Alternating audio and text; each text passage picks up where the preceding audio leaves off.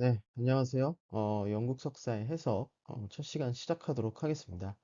네, 영국 석사의 해석이라는 컨텐츠는요, 대한민국에서 그런 부자나 경제 또는 각종 그런 여러분들이 돈을 버는데 도움이 되는 그런 보고서들이 뭐 한국은행 또 금융기관, 컨설팅 회사에서 나오는데요.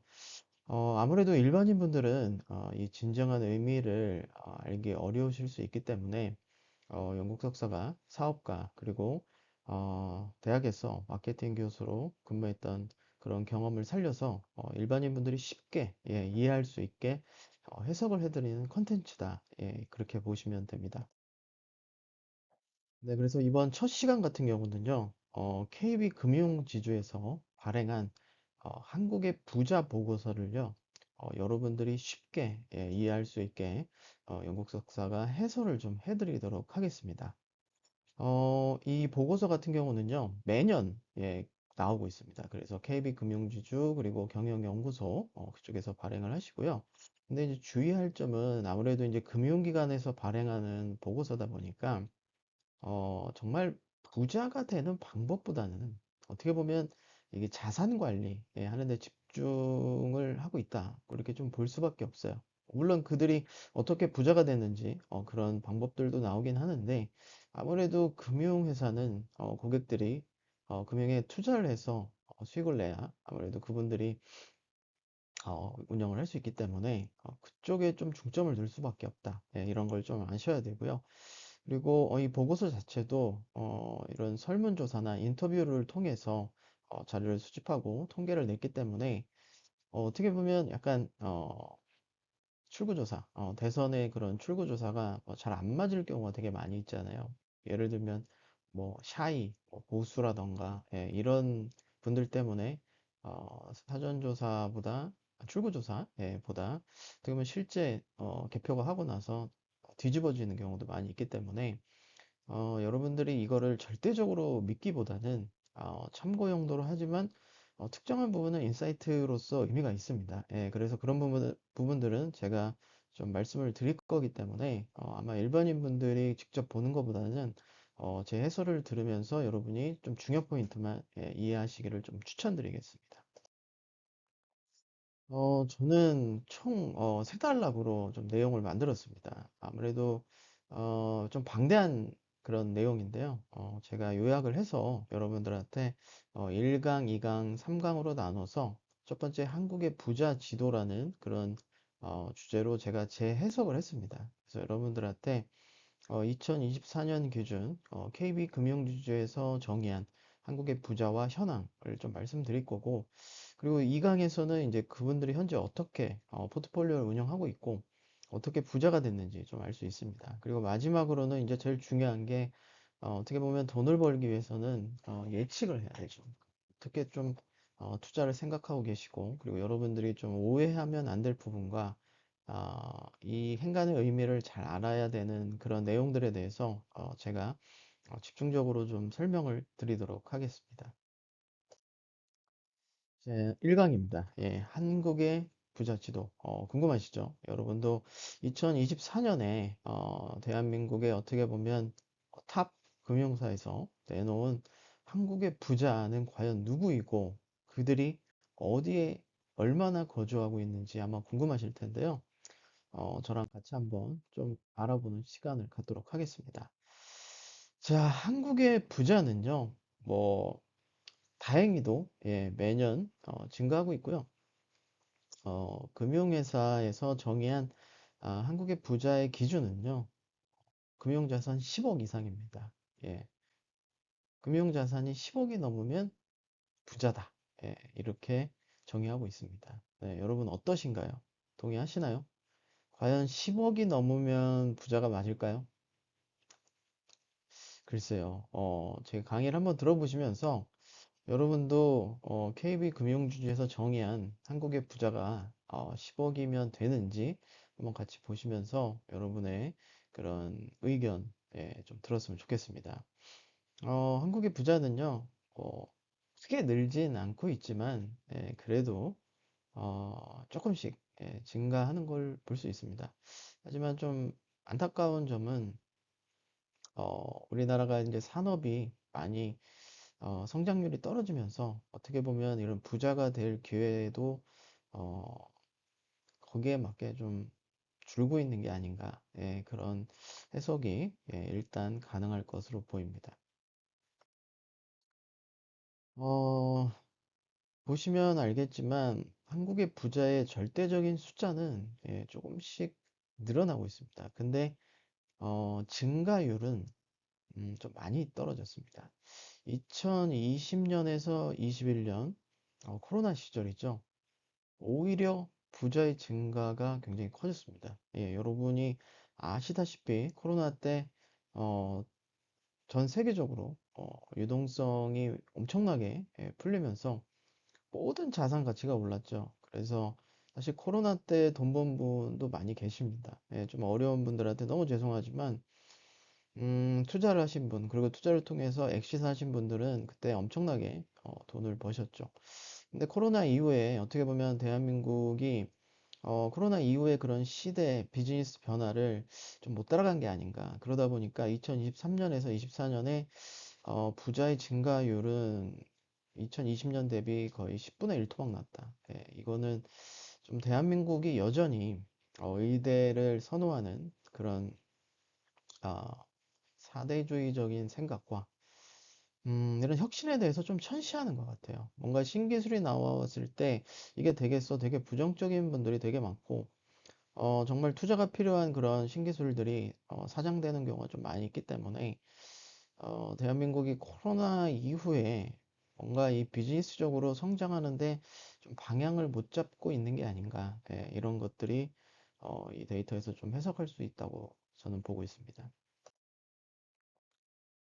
그러면 아마 여러분도 이제 지역별로 좀 많이 궁금하실 거예요. 뭐 당연히 대한민국 부자의 대다수 약 70% 정도는 수도권에 집중되어 있습니다. 그래서 대한민국이 그 수도권 과밀화 그리고 지방의 그런 분권 여러 가지 좀 노력을 하고 계신데 뭐 저라도 당연히 제가 이런 부자라면 뭐 그들과 함께 살려고 할 것 같아요. 뭐 인프라도 좋고 그리고 뭐 투자를 한다 하더라도 사실 지방 같은 경우는 이 등락폭이 큰데 서울의 그런 선호하는 지역, 뭐 강남, 그런 용산, 뭐 성수 그런 데는 사실 뭐 경기랑 상관없이 계속 그 부동산 가치가 올라가고 있기 때문에 그런 수도권의 부자의 과밀화도 어, 역시 보인다. 그렇게 말씀을 드릴게요. 그런데 이제 또 중요한 부분은 그러면 부자가 증가한 지역과 감소한 지역이 어딘지도 우리가 보는 것도 의미가 있을 겁니다. 어, 재밌는 거는요.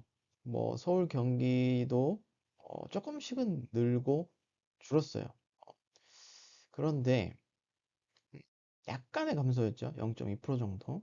서울 포함 수도권의 부자 비중은 전년 대비 한 0.2% 정도 감소했는데 가장 크게 증가한 거는 놀랍게도 세종시입니다. 세종시에서 금융 자산이 10억 이상인 금융사에서 부자의 기준으로 정한 사람의 비중이 약 20% 정도 늘었고 이 증가폭이 전국에서 가장 높았습니다. 재밌죠? 뭐 아시다시피 어, 대한민국의 또 어, 청사 이런 공공기관들 그리고 대한민국의 공무원분들의 그런 근무지로서 세종이 점점 성장하고 있기 때문에 어떻게 보면 평균 소득 그리고 그런 고위공무원들 또는 이제 기업들도 사실 많이 이전을 하고 있고 그런 혜택을 주기 때문에 세종이 그런 대한민국의 그런 부의 분배를 성공적으로 하고 있는 게 아닌가 그렇게도 좀 볼 수 있을 겁니다. 반면에 이제 가장 크게 감소한 곳은 눈에 띄는 곳이 경북 대구 지역 감소한 게 보이시죠? 그리고 광주 전남이 예, 멈췄거나 전년 대비 부자의 비중이 감소한 겁니다. 전체 파이가 100으로 봤을 때 해당 지역의 부자의 비중이 감소했다. 예, 그 말씀입니다. 글쎄, 전통적인 산업을 하는 곳이죠. 뭐 혁신보다는 각 지역에서 어, 어떻게 보면 정부 주도로 성장했던 그런 산업에 좀 머무르고 있는 보수적인 곳이다 보니까 좀 변화가 덜 했던 것 같아요. 특히 이제 부자라는 게 제가 계속 설명하겠지만 과거처럼 투자를 해서 과연 지속적으로 부자가 될 수 있고, 그리고 현재도 삼성전자가 이 반도체 패권에서 좀 밀리는 그런 상황을 보여주고 있는데, 이 AI 반도체로 넘어가면서 삼성전자의 기존의 그런 반도체들은 현재 좀 어려워지고 있고 성장이 둔화되고 있는 것처럼 이런 지방의 그런 비즈니스도 조금은 혁신이 뒤처지면서 이런 부자가 나타나는 그런 숫자들이 좀 다른 지역에 비해서 세종이나 그런 지금 충남 같은 경우는 사실 혁신 기업들이 많이 있고 뭐 바이오라던가 연구를 할 수 있는 그런 기업들이 많기 때문에 다 성장을 한 걸 보면서 좀 많이 비교가 되는 것 같습니다.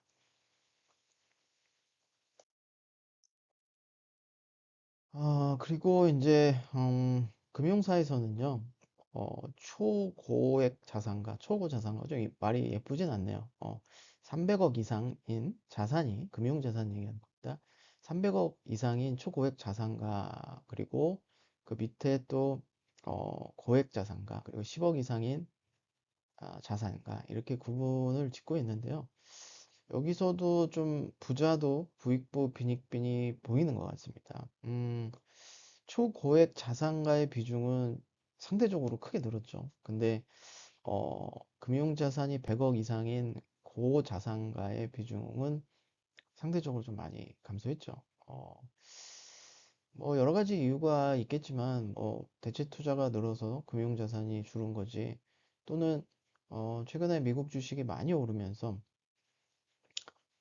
고자산가에 있던 분들이 초고자산가로 간 걸 수도 있지만, 전체적인 거를 쉽게 좀 해석을 하자면, 부자도, 어, 아주 부자인 분들이 더 부자가 되고, 적당히 부자인 분들은 오히려 탈락하는 경우가 있는 것처럼, 부자도 부익부 빈익빈이 참 보이는 게, 재밌는 것 같습니다. 음, 그러면, 뭐, 금융사에서는, 금융자산이 10억 이상인 사람들이, 한국의 부자라고 정의를 했는데요. 뭐 이분들은 또 어떻게 생각하는지 조사를 했습니다.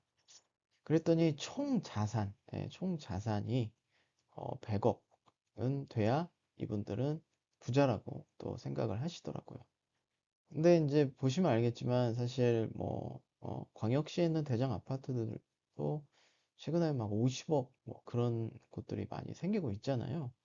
그리고 뭐 레버리지를 쓸 수 있기 때문에 뭐 순자산으로 보면 좀 다를 수 있겠지만, 사실 이 총자산을 갖고 부자로 정의하는 거는 좀 어폐가 있지 않나.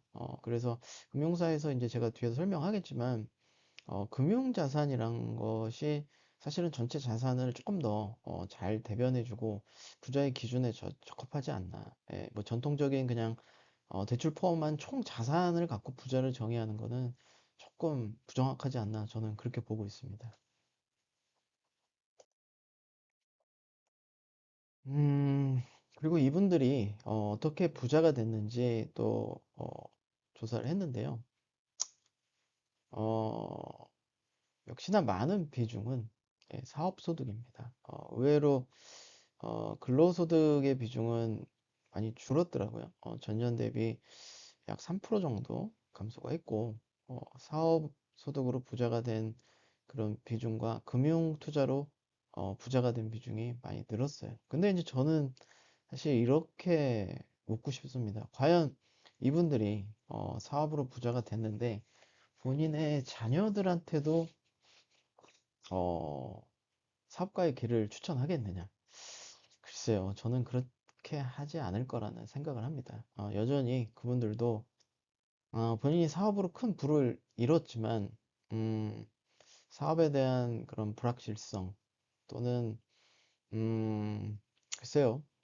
산업공상에 대한 그런 인식이 대한민국은 아직도 팽배하기 때문에 일단 뭐 자신이 번 돈으로 해외 유학이나 강남의 그런 사립 또는 국제 중고 보내서 뭐 아마 의대 보내려고 하지 않을까. 그리고 그게 안 됐을 때 어쩔 수 없이 본인의 사업체를 물려주지 않을까. 예, 그렇게 좀 생각이 들 정도로 사실은 부자가 되는 가장 확실한 방법이 사업이면서도 대한민국이라는 나라에서 이 사업이라는 것에 대한 인식은 아직도 안 좋은 게 좀 씁쓸한 현실이 아닌가. 예, 저는 좀 이렇게 해석을 했습니다. 그리고 이제 부자가 되는 것 중에 여러분이 좀 아셔야 될 게, 뭐 한국말로는 종잣돈이라고 하고 영어로는 보통 시드머니라는 말 많이 쓰잖아요. 예, 똑같은 말입니다. 근데 생각보다 많지 않더라고요. 예, 7.4억이면 부자가 될 수 있다. 뭐 어떻게 보면 사실 뭐 어지간한 광역시에 살만한 아파트도 거의 요즘에 한 10억 정도 하거든요. 근데 그렇게 보면 사실 누구나 도전할 만한 그런 숫자가 아닌가.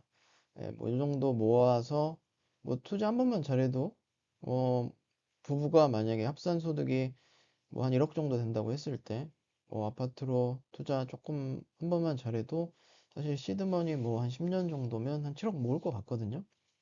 또 그분들이 42세나 돼야 7억 정도 시드머니가 생기니까 사실은 좀 누구나 부자에 좀 도전할 수 있지 않을까. 예, 저는 그렇게 봤습니다. 그럼에도 불구하고 부자의 숫자는 크게 늘고 있지 않은 게 또 아이러니하죠. 뭐 그 이유는 이제 차차 보면서 제가 설명을 드리도록 하겠습니다. 음, 그러면 이제 한국의 부자들이 부자가 된 방법을 총 세 가지로 KB금융 지주에서는 정의를 했습니다. 그래서 첫 번째 같은 경우는 뭐 소득 잉여 자금을 최대한 투자해서 부자가 됐다. 이렇게 말씀을 해주시더라고요. 근데 이제 소득 잉여 자금은 뭐 좀 쉽게 설명을 드리면 뭐 사업이나 뭐 부동산, 근로소득, 하여튼 소득이 발생되잖아요. 거기서 뭐 세금, 필수 소비 금액을 빼고 그냥 순수하게 순소득이다. 이렇게 보시면 돼요. 근데 그분들이 순소득을 음, 최대한 많이 만들었다. 그 의미죠. 그래서 연평균 한 8천만 원 정도가 이분들이 소득 잉여 자금을 만들었고 이 금액을 투자하고 있다고 합니다. 그래서 여러분도 만약에 부자가 되시고 여러분이 뭐 연평균 한 8천만 원 정도 투자를 하고 계시면 그분들도 한국의 부자에 들어가지 않나 이렇게 생각합니다. 자, 그리고 이제 두 번째 방법이 부자가 된 방법이 자산 배분 전략이다. 이렇게 말씀하시는데 좀 어이가 없더라고요. 예. 자산 배분 전략 계란을 한 바구니에 담지 마라. 이거 모르는 사람이 있나요? 여러분 공부 잘하는 법 모르세요? 살 빼는 법 몰라요? 예습 복습 잘하면 되고 덜 먹고 운동 많이 하면 되는데 아니 누가 몰라요. 근데 이분들이 너무 그 뻔한 얘기를 하니까 저도 어이가 없더라고요. 응? 근데 어 저는 맞다고 생각해요. 너무 당연한 방법이고 누구나 아는 방법인데 정말 이분들이 부자가 된 방법이 저는 맞다고 생각해요. 그러다 보니까 사실은 서점에도 부자가 되는 수만 권의 책이 있고 강의 포함해서 사실 누구나 부자가 될 수 있는 방법이 정보가 넘쳐남에도 불구하고 정말 대한민국에서 금융자산 10억 이상 갖고 있는 사람은 사실 크게 늘어나지 않는 이유는 제 생각은 그렇습니다. 음, 정답을 꾸준히 실행하지 못하기 때문이라고 생각해요. 음, 사실 저도 좀 살이 찌면서 다이어트를 했다, 안 했다 하다 보니까 이렇습니다. 예, 저도 알고는 있지만 뭐 바쁘다는 핑계로 또 힘들다는 핑계로 참 정답을 지키기가 어렵더라고요. 그러다 보니까 참 부자가 되는 것도 아무나 할 수 없지만 결국 부자라는 것도 자기와의 싸움으로써 본인이 정답이라고 생각하는 것을 좀 꾸준히 지키다 보면 변곡점을 지나면 부자가 되지 않나, 예, 이렇게 보입니다. 근데 여러분이 이제 좀 조심하셔야 될 거는 이 부채, 영어로 레버리지라고 하는데요. 이거는 진짜 조심하셔야 됩니다. 한때 그랬었죠. 뭐 대출도 능력이다. 근데 이거는요, 그냥 미친 소리라고 생각하시면 됩니다. 대부분의 일반인뿐만 아니라 뭐 돈 좀 벌 줄 알고 사업 좀 한다는 분도 레버리지를 받아서 이 금융 비용이죠. 대출 이자 등이 발생하면 대부분 그 비용 이상의 수익 내기가 어려워요. 5%, 3%, 심지어 10% 우습게 알죠. 뭐 주식으로 뭐 코인으로 뭐 하루에 수백 프로도 수익이 날 수 있는데 문제는 그 수익이 계속 나기가 어려워요. 그러니까 잃는 순간 그동안 여러분이 생각했던 모든 게 깨지게 됩니다. 그래서 뭐 부채를 활용해서 부자가 됐다. 이거는 결과론 쪽인 거고요. 이 부채를 활용한 부에 대해서는 여러분은 절대로 어, 따라하시거나 대출받아서 부자가 되고 대출받아 투자하겠다는 생각은 아예 안 하시는 게 여러분이 부자가 되는 방법이라고 저는 강력하게 말씀드리겠습니다. 자, 그러면 이제 2강으로 넘어가서 그럼 한국의 부자들이 어떤 포트폴리오를 갖고 있고 뭐 궁금하잖아요. 뭐 비중은 어떻게 되고 이런 것들을 같이 보면서 한국의 부자들을 조금 더 심층적으로 파헤치는 시간을 갖도록 하겠습니다. 음, 부자의 포트폴리오가 좀 간단한데요. 부동산 절반, 그리고 나머지 금융자산. 좀 어때요, 여러분? 어, 너무 간단해서 좀 실망스럽죠? 부동산, 투자, 금융, 투자. 예, 뭐 비중이 조금은 감소하고 있어요. 예, 뭐 예전보다 뭐 부동산 자산 비중이 크긴 한데 조금 감소하고 있고 뭐 금융 자산 비중은 뭐 거의 비슷한데요. 근데 사실 금융 자산이 10억이 있으려면 아무래도 좀 연세 있는 분들 아니겠습니까? 뭐 예를 들면 3, 40대 대출 받아서 10억짜리 아파트에 살 수 있겠지만 정말 주식이나 현금을 10억을 갖고 있으려면 사실 집도 없는데 10억 갖고 있기는 어렵잖아요. 그러다 보니까 10억 있는 사람은 많죠. 근데 금융자산이 10억 있는 사람은 아무래도 어 그래도 40 중반 이후가 아니겠습니까? 예, 그러다 보니까 이분들의 포트폴리오는 너무나 뻔하게도 부동산, 금융이 거의 대다수다. 예, 이렇게 좀 보시면 될 것 같습니다. 어, 그리고 부동산, 금융자산을 제외한 그런 대체 투자에 대한 부분이 한 5% 정도 되시더라고요. 근데 대체 투자에 대한 부분이 글쎄요. 여기 나와 있는 예술품, 뭐 회원권, 금, 보석 뭐 이렇게만 있을까요? 음? 오늘 뉴스 보니까 비트코인 계좌가 대한민국에 1,000만 개가 넘는다고 하는데 여기는 안 나오죠. 뭐 이유는 당연하죠. 금융사 입장에서는 비트코인 같은 경우 이 코인이라는 것 자체가 대체 금융이기 때문에 언급할 수가 없죠.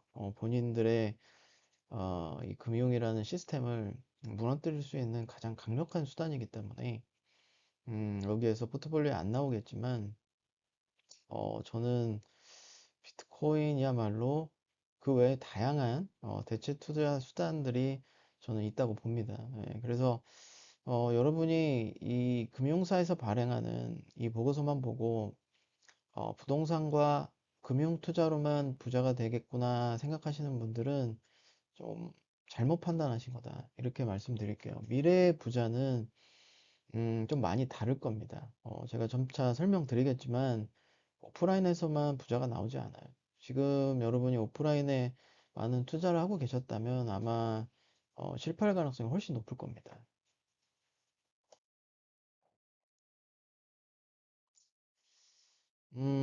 전망도 똑같더라고요. 이분들이 앞으로 어디에 투자를 많이 할 거냐.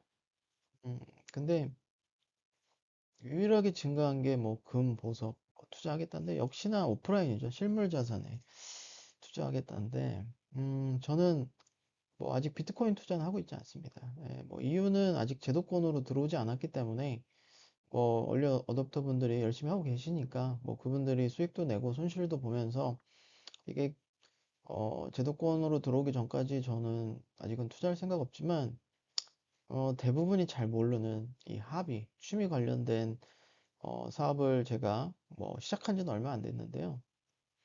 제 원래 사업과 더불어서 굉장히 폭발적으로 성장을 하고 또 수익도 최근에 많이 발생되고 있습니다.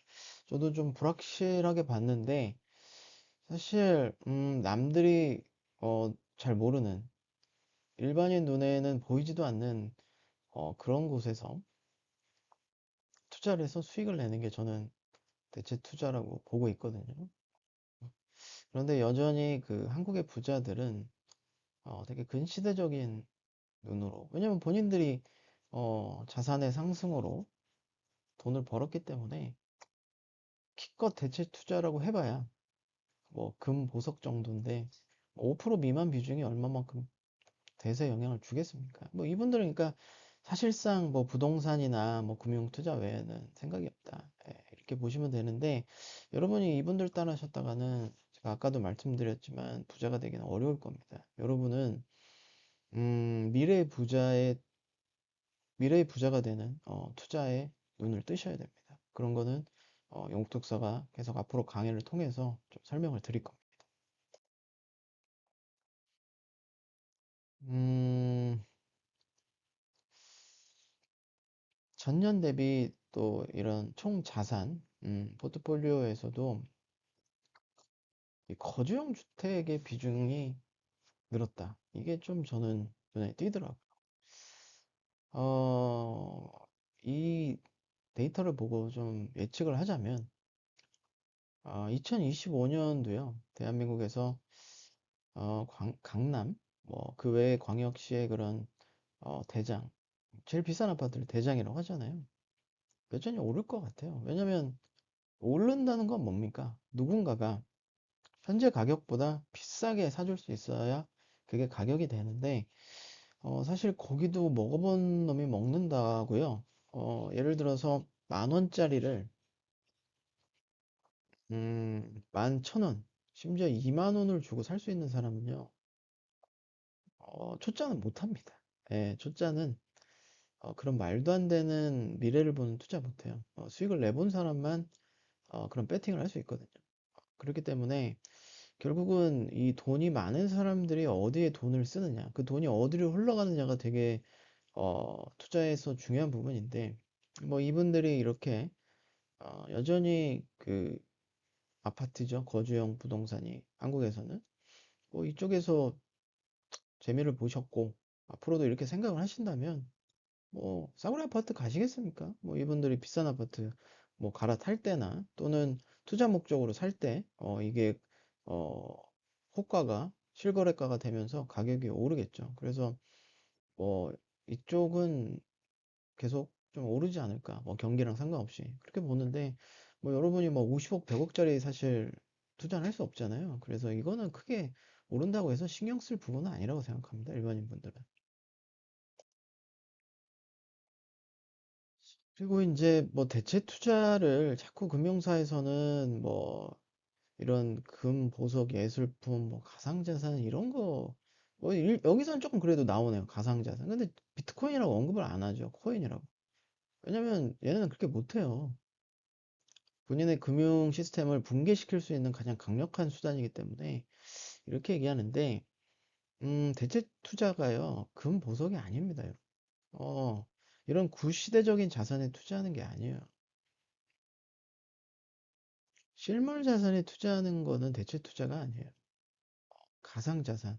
그리고 대다수가 알지 못하는 곳에서 투자를 해서 수익을 내는 것이 저의 대체 투자의 정의예요. 그러니까 여러분이 남들이 모르는데, 이런 게 돈이 돼 하는데 돈이 된다. 그리고 여러분이 그거를 꾸준히 할 수 있다. 그러면 여러분은 대박인 거죠. 여러분만의 대체 투자 수단을 갖고 있는 거기 때문에 이런 뉴스나 금융사에서 정의하는 그런 대체 투자보다 여러분이 직접 발굴하셨다면 좋은 대체 투자 수단을 갖고 있는 거다. 예, 이렇게 말씀을 드리겠습니다. 음, 그리고 이제 뭐 금융자산 투자 성과를 이렇게 또 통계적으로 보여주는데 되게 재밌어요. 손실 비중이 엄청 줄었네요. 저희는 어떻죠? 주식 갖고 있는 분들 중에 재미 본 분보다는 사실 손실 낸 사람이 많은데, 뭐, 부자들은 사실 손실 비중이 엄청 줄고 수익이 엄청 늘었네요. 너무 재밌네. 근데 왜 그럴까요? 여러 가지 통계 중에 금융회사에 유리한 그런 통계를 아무래도 보여줄 수밖에 없잖아요. 그러니까 금융자산이 많이 늘었다는 걸 보여줘야 사람들이 이 보고서를 보고 은행에 가서 예금도 하고 뭐 증권회사 가서 주식도 사고 하지 않겠습니까? 그리고 부동산도요, 예, 신탁을 갖고 있어요, 금융사들이. 그렇기 때문에 부동산도 사실 금융사랑 아주 밀접한 관련이 있습니다. 음, 그렇기 때문에, 여러분이 막 이런 보고서 보고 막, 어, 투자하고 그러면 사실, 어, 맘처럼 안 될 가능성이 되게 높다고 생각해요. 저도 보여드릴게요. 그래서 정말 부자들만 금융자산에 투자해서 수익이 났는지 실제 저의 그런 투자를 인증하도록 하겠습니다. 음, 저 퇴직연금이에요. 저는 약 4년째 미국 주식의 약 70% 그리고 안전자산이 예금의 한 30% 정도를 포트폴리오로 해서 공격적으로 퇴직연금을 운용하고 있어요. 근데 수익률이 뭐 한 17% 정도 꾸준히 좀 나고 있어요. 그러다 보니까 제가 어, 퇴직연금으로 는 금액보다 사실 수익 금액이 꽤 되죠. 근데 뭐 17%면 뭐 이게 잘하는 거냐 못하는 거냐 저도 궁금하더라고요. 그래서 수익률 비교를 봤는데 이 금융사의 퇴직연금 운용 전체 상위 10%의 평균이 약 22% 정도 된다고 하더라고요. 뭐 저는 그러면 엄청 잘하는 건 아니죠. 그런데 뭐 그렇다고 해서 뭐 되게 못한다고 보기도 어려운 게 뭐 6% 정도 차이 나잖아요. 근데 뭐 그게 많이 차이 날 수도 있고 적게 차이 날 수도 있는데 뭐 못한다고 할 정도는 아니잖아요. 예. 그러다 보니까 뭐 금융에 투자해서 수익이 나고 뭐 손실이 나고 근데 이제 손실 나는 분들이나 뭐 주식으로 수익을 내본 적이 없는 분들 실제로 꾸준한 장기 투자를 통해서 수익을 내본 적이 없는 분들은 사실 안 믿을 거예요. 주식으로 수익이 나고 뭔가 투자로 수익이 난다. 근데 이게 사실입니다. 여러분이 꾸준히 안 하시고 꾸준히 하다가도 뭔가 오른다, 뭐 뉴스에 나고 이런 테마성 그런 데서 돈을 날리니까 여러분이 수익을 못 내시는 건데 실제로 보면 이런 투자를 통해서도 뭐 일반인도 누구나 사실 수익을 낼 수 있습니다. 그래서 여러분한테 다양한 부자가 되는 방법을 저도 강의를 하고 있기 때문에 여러분이 한번 지속적으로 좀 보시면 좋지 않을까 이렇게 생각합니다. 어, 그리고 이거는 좀 제가 되게 부러웠습니다. 왜냐면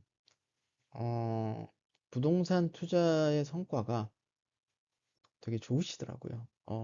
대한민국 부자들은 부동산 투자에서 모두 이렇게 수익이 발생한 비중이 늘었어요. 그러니까 손실난 비중이 줄었더라고요. 근데 되게 아이러니하죠. 여러분이 사시는 곳도 좀 비슷할 것 같은데, 사실 상가 공실이라던가 여러 가지 부동산이 사실 되게 안 좋잖아요. 근데 부자의 이런 부동산 투자는 어떻게 보면, 이렇게 성공적으로 하고 있는 거 보면, 아무래도 뭐, 비싼 부동산을 사지 않았겠습니까? 뭐, 지역도 그렇고, 부동산 자체도 좀 비싼 걸 샀기 때문에, 뭐, 좋은 입지에 그런 가장 비싼 자산에 투자를 했기 때문에, 다른 부자가 그 부동산을 사고, 뭐 연예인들이 그렇잖아요. 손바꿔 밀어나면서 얼마 벌었다. 그런 뉴스가 많이 나오는데, 사실 일반인 분들이 뭐 부동산에 대한 환상을 많이 갖고 계시는데, 뭐 가성비 있는 부동산, 저평가 낸 거를 발굴해서 내가 부동산 투자를 해서 성공을 한다. 꿈 같은 얘기라고 보시면 됩니다. 일반인 분들은, 저는 뭐 미국 주식이나 한국 주식에서는 그래도 개인, 뭐 개미라고도 하죠.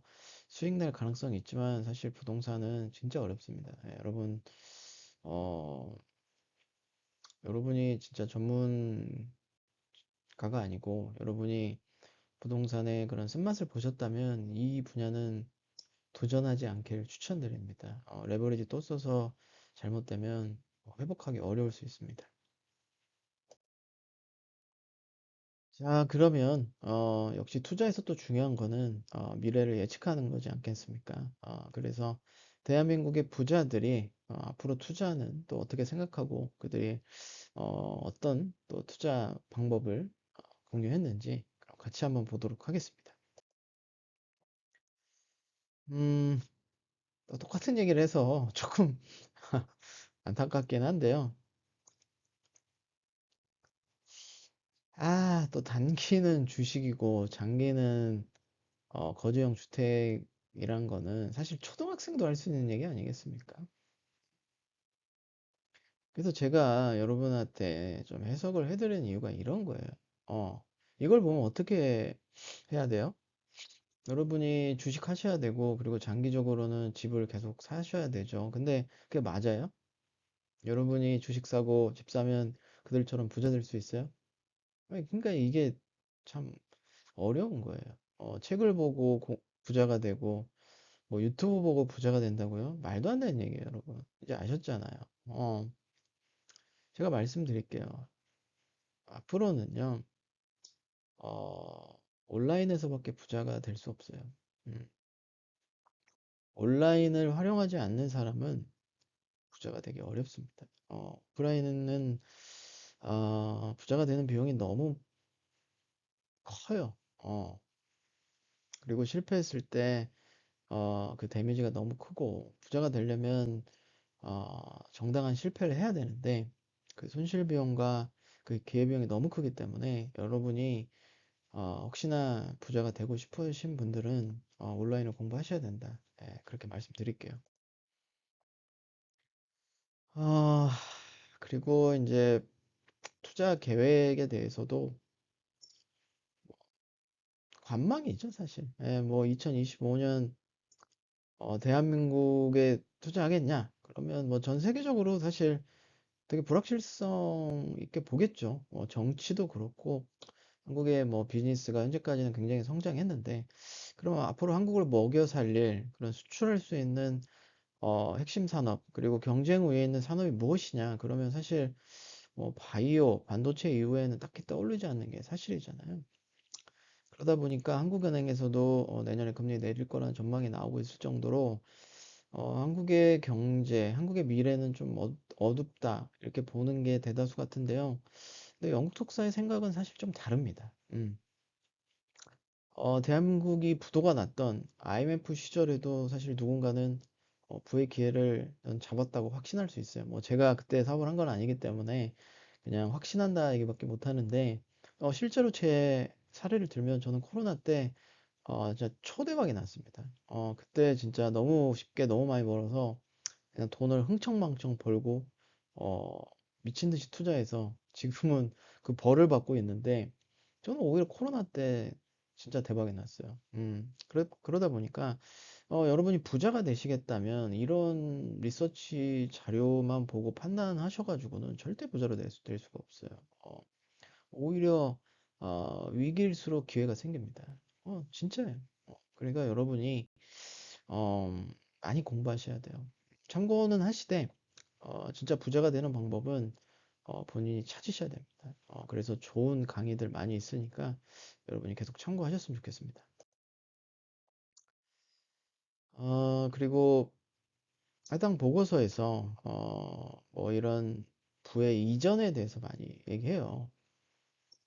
그래서 많은 분들이 내가 뭐 가난하고 어렵고 한 거는 부모님한테 물려받지 못해서 그렇다. 나는 뭐 금수저가 아니어서 그렇다. 뭐 이런 얘기 많이 하시는데 제가 드리고 싶은 말씀은 진짜 부모가 수조 원의 자산이 있고 해도 솔직히 자식이 부모의 사업 방향에서 조금만 벗어나면 저는 그냥 무너지는 거 많이 봤거든요.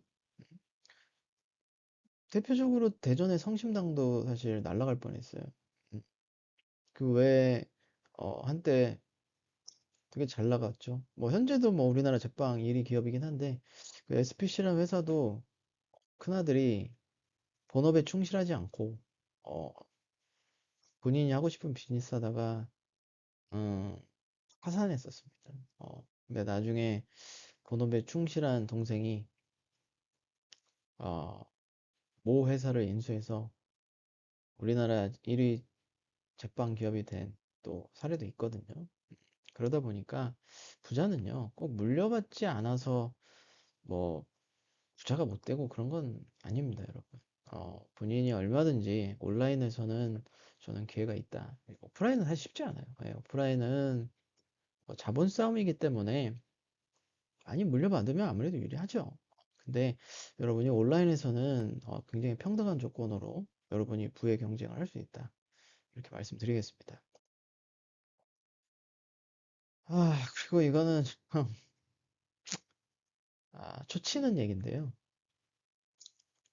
우리나라 탑 금융사에서 대한민국 부자 보고서라는 거창한 제목으로 이런 리포트를 내고 많은 사람들이 볼 텐데 저는 이런 마케팅이 좀 어이가 없더라고요.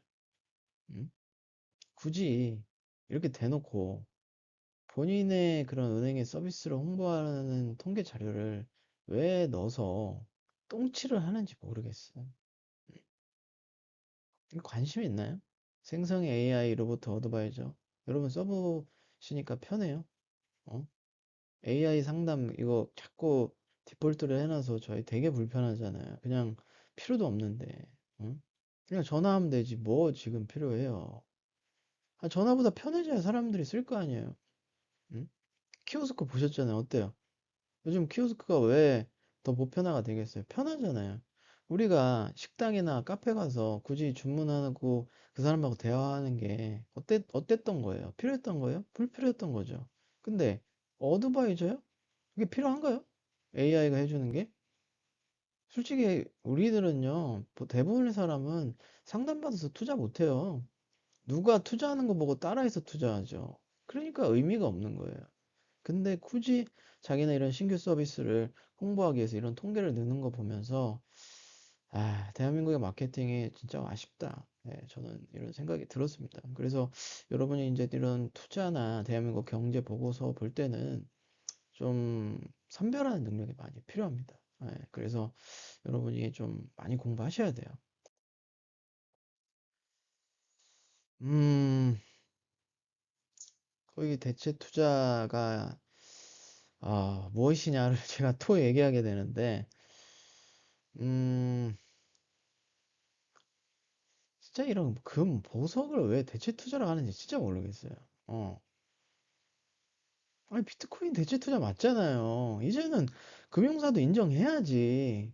1,000만이 넘는데, 우리나라에. 코인 계좌가 1,000만 개가 넘는데. 응? 여러분, 금보석은 대체 투자가 아니에요. 안전자산이지. 응? 비트코인이나 남이 모르는, 남들이 이게 투자라고 생각 못하는 부분에 투자를 해서 수익을 내는 게 대체 투자예요, 여러분. 아시겠어요? 그러니까 금보석을 대체 투자라고 생각해서 뭐 예금에서 빼고 부동산에서 빼고 해봐야 그냥 보수적인 자산 투자예요, 여러분. 안전자산 투자예요. 뭔가 어, 소액으로 큰 수익을 내는 그런 위험한 투자가 아니에요, 여러분. 대체 투자는 위험한 게 대체 투자예요. 아시겠죠? 음.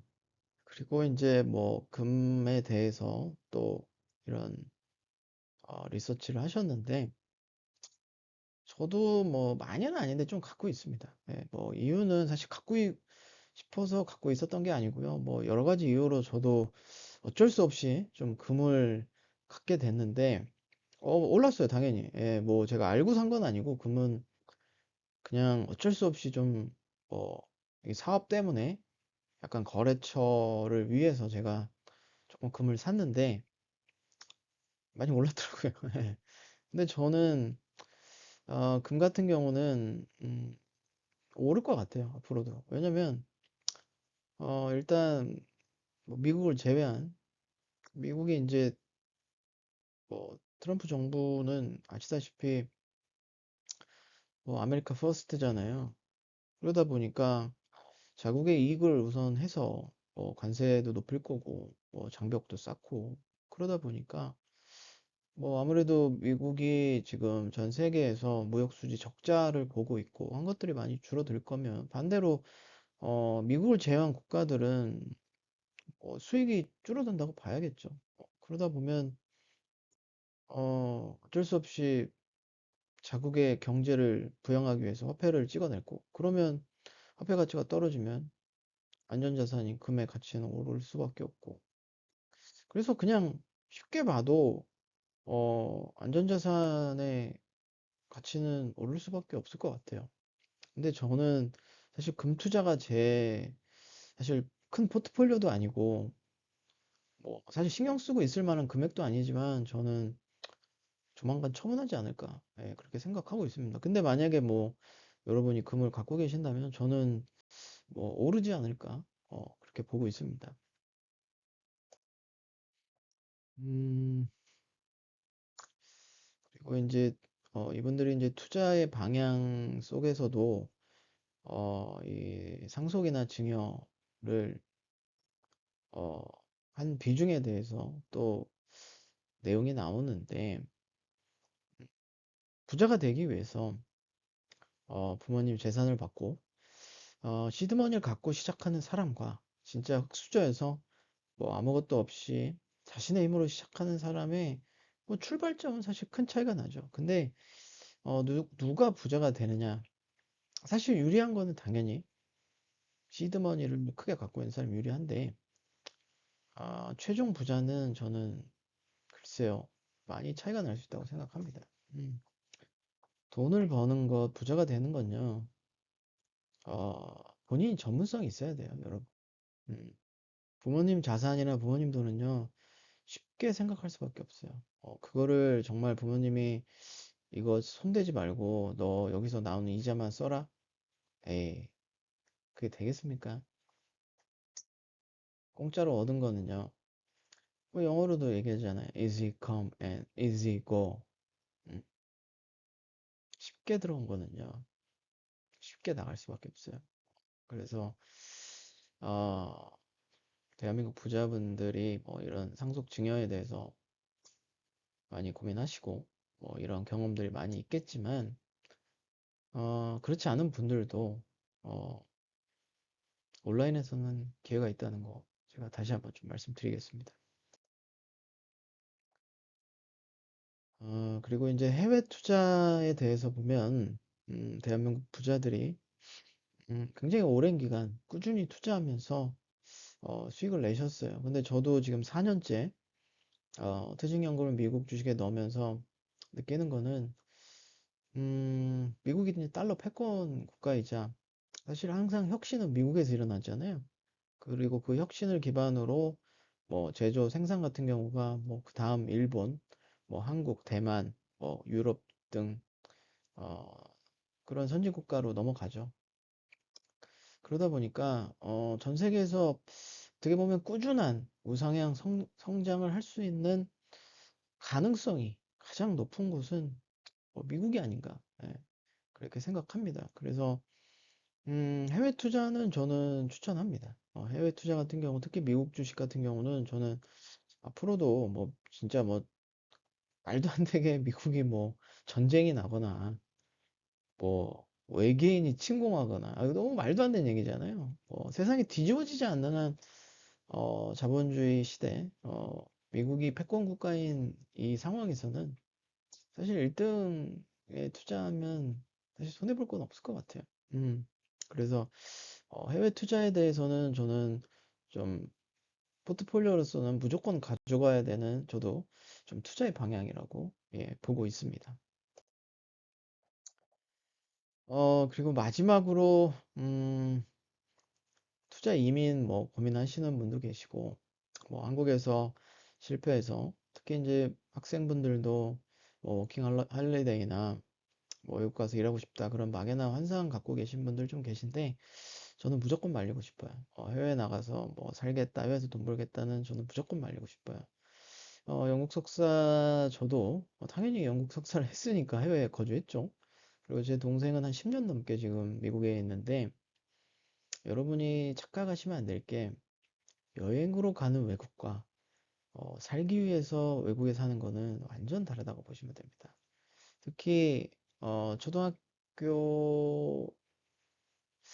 정도까지는 그래도 외국에 가면 좀 외국의 그런 문화나 외국의 생활이 어색하지 않을 수 있는데요.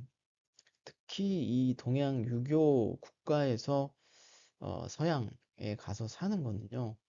그냥 아예 흙과 백처럼 완전히 다르다고 생각하면 됩니다. 섞일 수가 없어요. 완전 다르고요. 그러다 보니까 여러분이 한국에서 실패했는데 더 어려운 외국에 성공한다? 그런 가능성은 아예 없다고 보시면 됩니다. 그래서 여러분이 만약에 투자에 실패했고 지금 어려운 상황이셔도 사실 대한민국이 많은 그런 창업 그리고 재기를 위한 지원 사업들이 되게 많아요. 근데 여러분이 한국을 헬조선으로 생각하고 나는 흑수저고 불평, 불만을 갖고 있다 보니까 그런 한국의 진모습을 여러분이 모르셔서 그런데 생각보다 대한민국이란 나라가 정말 부의 평등인 국가고 여러분이 회복할 수 있는 그런 음, 도움의 수단들이 되게 많아요. 그래서 여러분이 정답은 사실은 가까이 있습니다. 그래서 혹시나 외국에서 뭔가 재기를 하겠다, 기회를 잡겠다 하는 생각은 터무니없다. 제가 그렇게 정리를 해드리겠습니다. 자, 그래서 KB금융지주에서 발행한 대한민국 부자에 대한 보고서를 제가 약 50분 정도 해설을 해드렸어요. 그래서 사실 뭐 여러분이 잘 아실 수도 있는 부분인데 영국 석사의 해석과 더불어 여러분이 도움이 되셨으면 좋겠다는 그런 생각을 갖고 있고요. 앞으로도 영국 석사는 여러분이 부자가 되는 그런 방법에 대해서 직장인에서 사업가로 가는 길이라는 영국 석사의 그런 핵심 그런 방법론을 기반으로 여러분한테 좋은 강의 해드리도록 하겠습니다. 예, 감사합니다.